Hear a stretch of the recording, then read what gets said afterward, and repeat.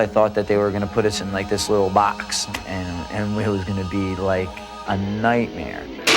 This is the true story. You know what luggage this is? 7 strangers. You sell drugs. Why do you have a beaver? Picked to live in a loft. I'm glad you shut the up. And have their lives taped. Argument. To find out what happens When people stop being polite. Get out of my face! I'm so sick of this! Start getting real. the real world. Oh my God. I saw exciting things, weird things, furniture, kitchen, rooms, bathrooms.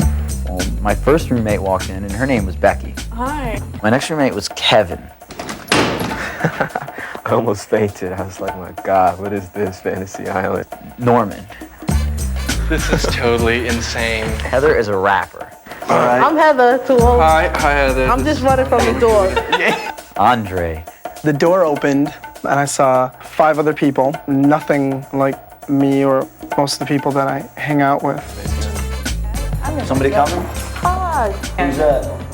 It was just an incredible amount of relief just to see the other 6 people, and everybody was really excited and really friendly, and it was great. Just a lot of relief. So how old are you? I'm 19. 19. Baby. Woo! Go Heather. Go Heather. Go Heather. Go Heather. What is that? The beeper. Do you sell drugs? Why do you have a beaver? Once she said the bit about the drug dealer, I really want to talk to her. I really want to know what she thinks. Okay, so everybody's gonna be against me because I'm the only Southerner. The beeper, I knew it. I just was hoping it wasn't going to be a series of comments, you know, like, Kevin, do you play basketball? You play ball around here? I don't consider myself racist in any way. I don't even know how it ended up like that. Woo! Look who I live with.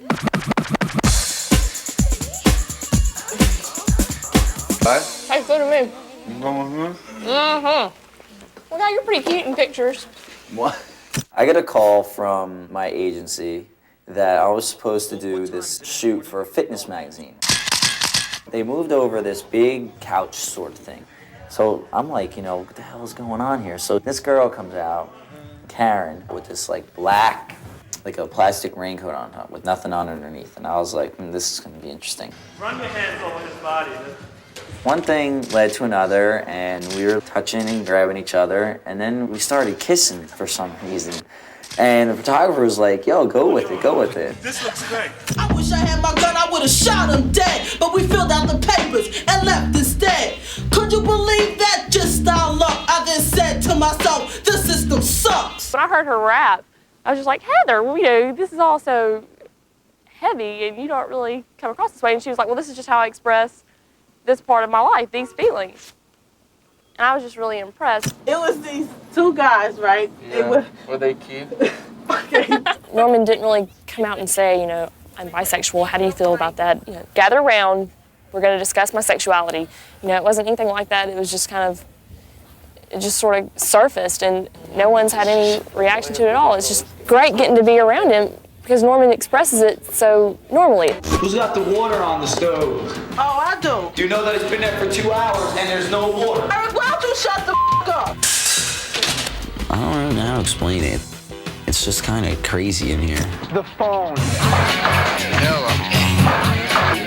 hold on a second. The phone is the biggest difficulty of living together. Undoubtedly. And the one line that we have. Yeah, hold on. One moment. Heather, who knows who she talks to 24 hours a day, but she's on that phone. She even has to go to a payphone sometimes. I hate phones. We had to have a house meeting because everybody was having a problem. But there is a difference between, like, our ages and you guys' ages. I mean, if this is a level of maturity, let me never be mature, because I think That's not what I there's said. a lot of self-centeredness in But that's your not what I said. elderness. It would be different if it was the younger ones staying up late and making all the noise, but it's not. You know, she's up doing it half the time. She didn't even really call herself on that. I had no problem with people coming over and stuff, but your sister came and, you know, I didn't know she was coming. You know what I mean? You were. You did. No, I didn't. You said she could sleep in. That she could sleep in your bed. I don't recall You saying said I'm that. not gonna be here, so you can stay here this weekend. I said that? Last weekend. I don't recall that. Eric's sister is Eric's best friend. I mean, it was almost like a protection to have his sister around. And there's nothing wrong with that. It's just, I think, because I wasn't told, nobody was told, we weren't asked, if that's all right. Thanks for letting me stay. I don't know what he wrote. So then he wrote me this letter, basically telling me how he felt. You should have typed it, I'm telling you. Yeah, because I don't know what that to say. That looked like a bunch of Scrabble. I wrote this letter to Eric, and it seems like everybody else in the loft read it, and it wasn't my intention for anyone else to see it. It was, you know, something between him and I. So Kev, what's that supposed to mean? Be a man. Let's step outside and talk about it. Let's go. But honestly, man, I'm serious when I say that I really, I admire the black race. I really do.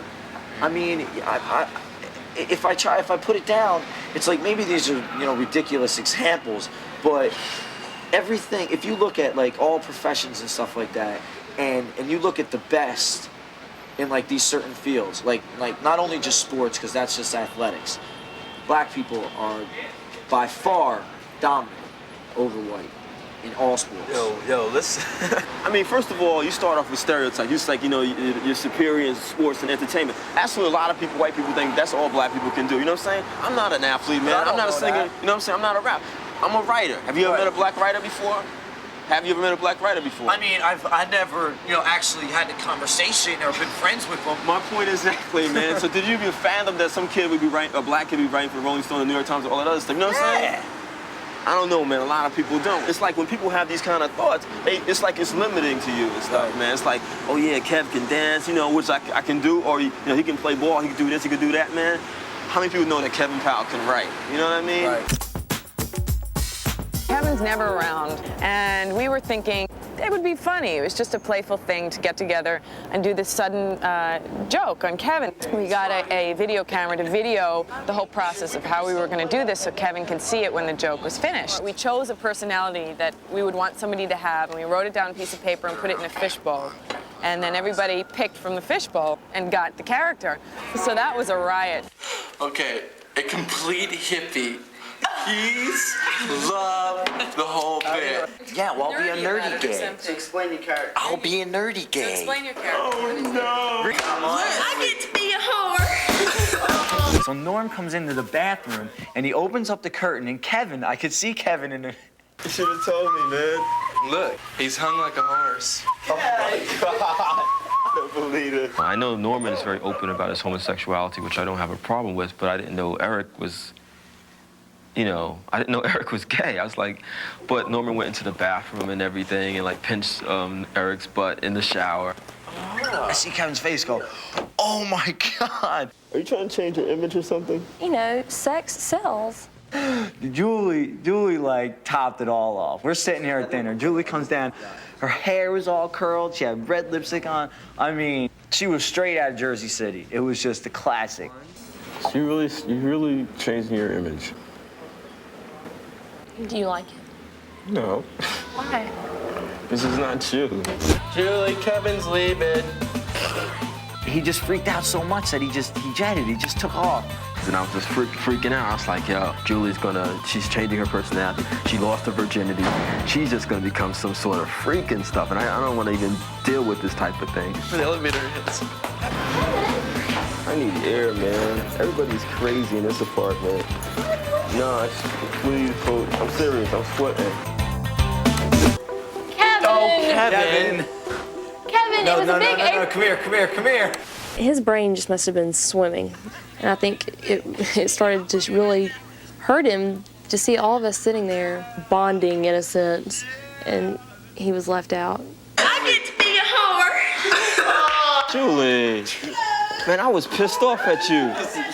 When I hear people say, you know, this is a great country and stuff, I wonder what they mean. You know what I mean? What do you mean? Well, it's not yet. But what I'm saying is, like, no matter where, it's obvious it is a melting pot, whoever founded it.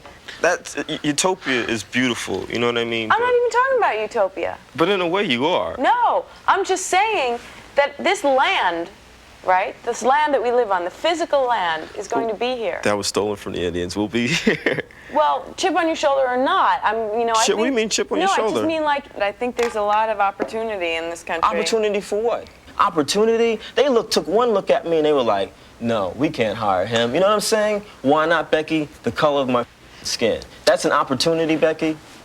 Well, that's an opportunity. A very good speech, Kevin, and I agree with you. Wait a minute, a good speech? Well, that's reality. I'm sure that happened to you, and there's a reality because I'm female. I don't get a lot of crap Becky, either. but you know what, Becky? And I think it has the potential. But you want another reality? If you look at the statistics, white women benefited from the civil rights movement more than black people. Look it up.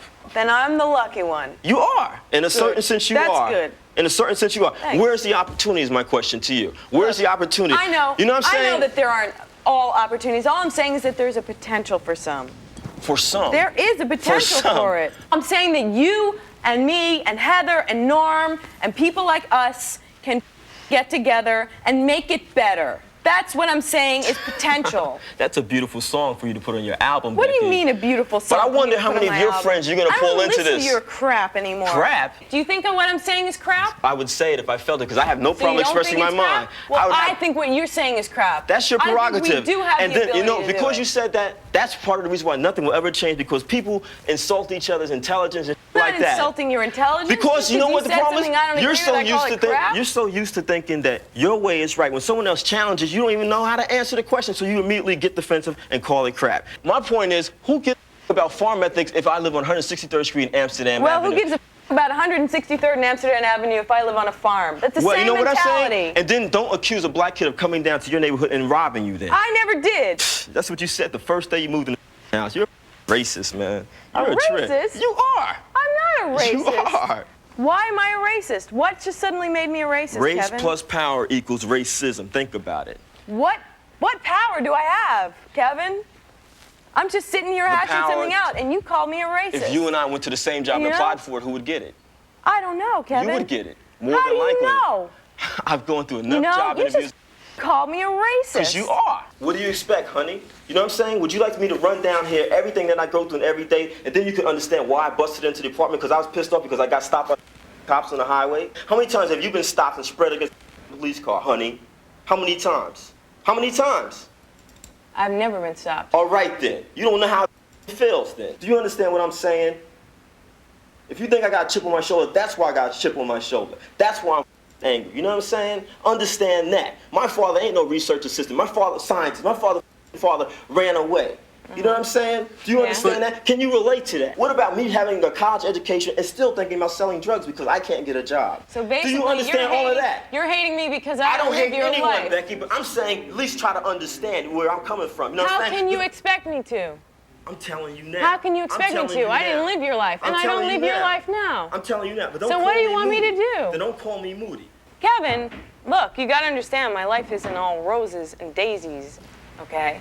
We all go through our own personal battles, and you can't tell me that. I just know that the scales are tipped in certain people's favors and has been for a very long time. You know? Don't know until you've walked in somebody else's shoes who's got a favor and who doesn't. Young lady, I do. Your mother's full. Stupid bitch.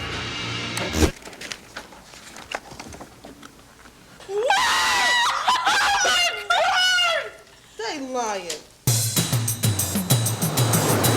We're going to Jamaica. I really can't imagine what a group of girls would be doing if they were out looking for a guy. And I don't really understand how you go out looking for a guy. Well, one guy that seemed like he was the nicest, the guy in the boat, he just was like, I haven't worked since January. I could not believe that he said that. You know, like, today's Tuesday. I haven't worked since January. He didn't care. So that was bad. You know, after 2 hours of conversation, he was cut off. Why are boys so horny? Norman explained it because they make so much sperm every day. No, I think it's because everything they have is on the outside. Everything we have is on the inside. So it's like they put their pants on, they're reminded of it. Like every single move they make, they're reminded of sex. We went down to the new beach thinking, you know, we'll really get to see something. Every man down there looked like a high school principal. I mean, I don't know if you know what that looks like, but like fat, bald head, and just like a principal, like, or a cop. I go out in the water, and this man comes over and, you know, tells me, you know, you've got like the best breasts out here. You know, do you mind if I touch them? Well, yes. Get away. What? You guys didn't hook up? Well, there's one thing that did happen in Jamaica, which happened.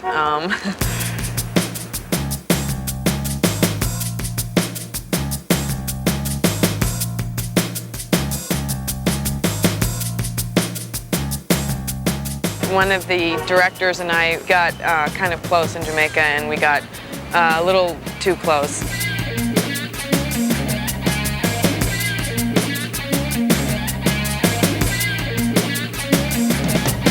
Unfortunately, he can't be with us anymore because, unfortunately, he was a little too into me.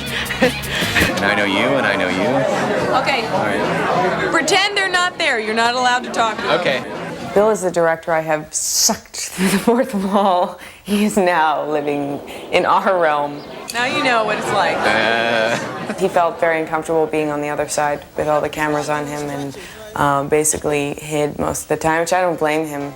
Last Sunday, we were in the park, and Julie was walking the dog, and later that day, she told me that she had came into one of these Reaganvilles where, you know, everyone has kind of been thrown out of their homes and evicted, and they live in cardboard boxes on the river, which is a common thing here in New York. What's your name? I'm Julie. I'm Dolly. Nice to meet you.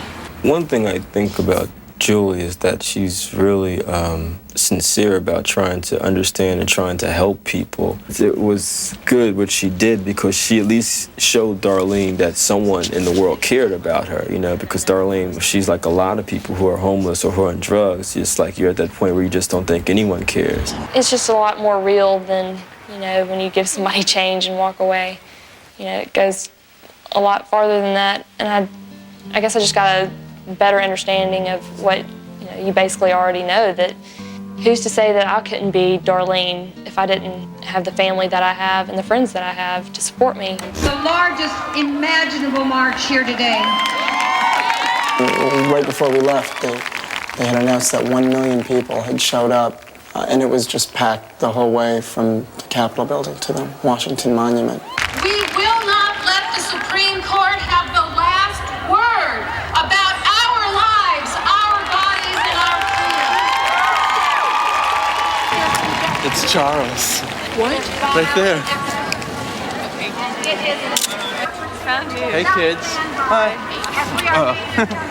Hi, how are you doing? Getting a good view? Yes, great view. It was a powerful kiss. See, almost threw me over.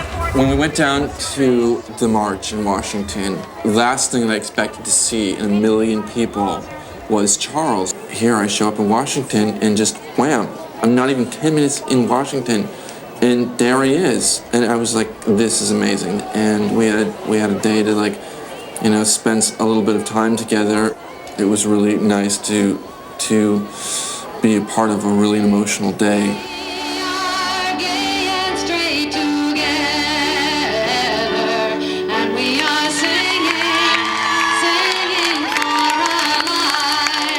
Like he took one of them candlesticks. No, one of those Super heavy ones. Big ones. Because when I came in here, I saw it.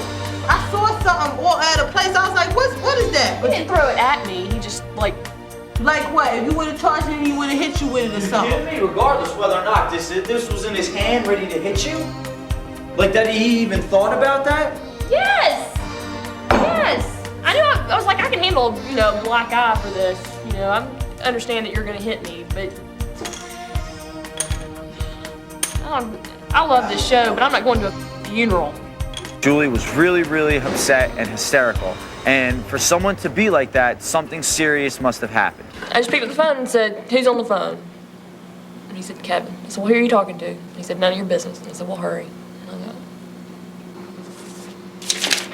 And I mean, and it just escalated because he was like, well, f you, Julie. I was like, well, no, then f you, Kevin.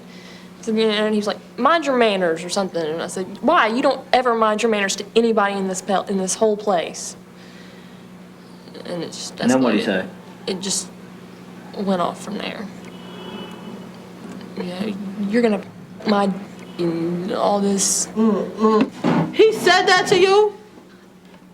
And so what you say? You know, you, Kevin, I haven't done. You know, you're the one with, you know, that's done everything.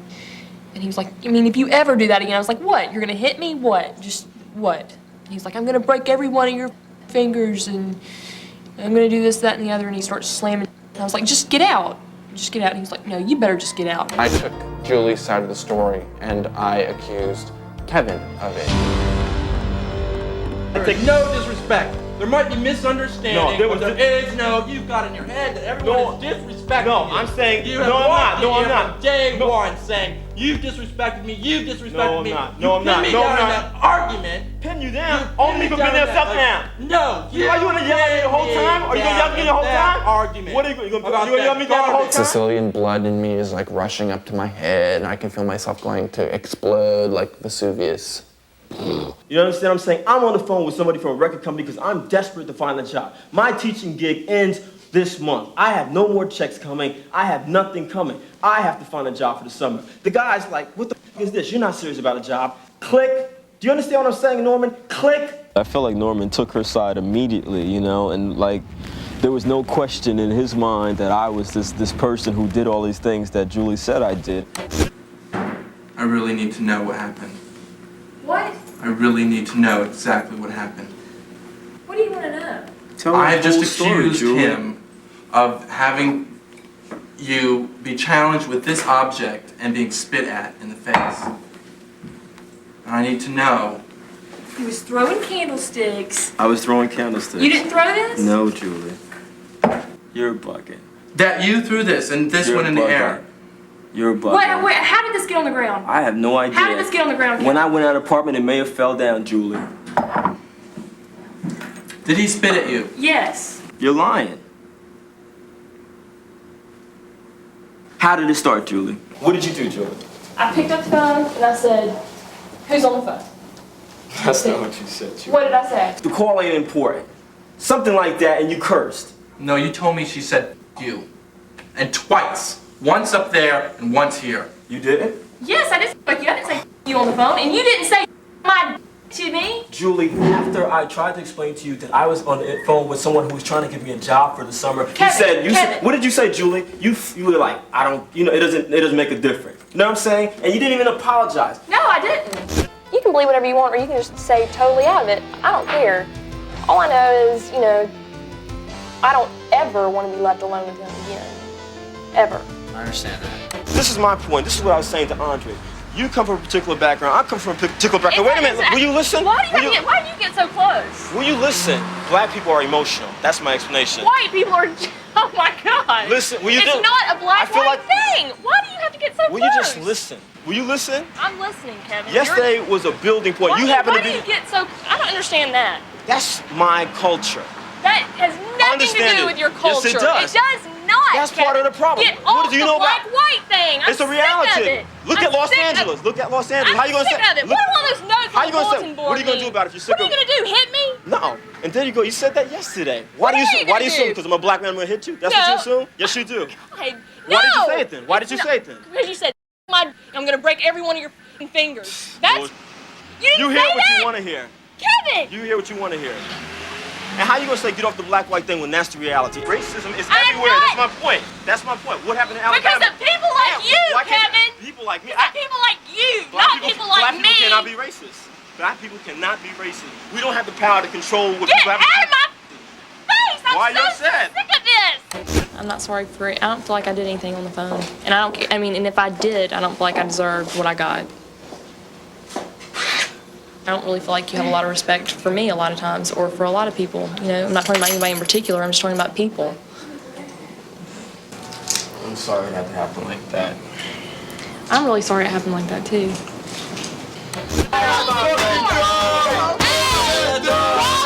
You open the door! All right. We got Julie here, and she's armed with food.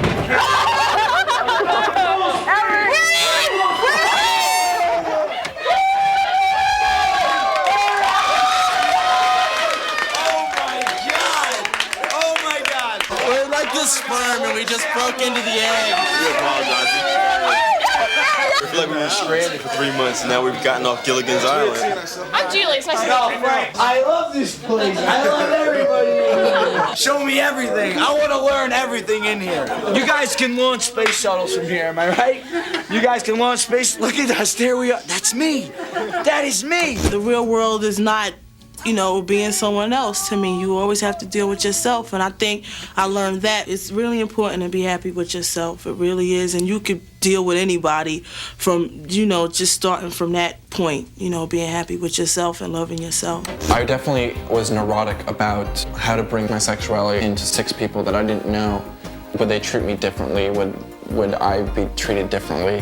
And I learned that they didn't. And that was something really important to me. This project kind of shows the possibilities in this society. If people are forced to live in a situation for a certain period of time, what can happen, you know, in terms of us growing and living and sharing together.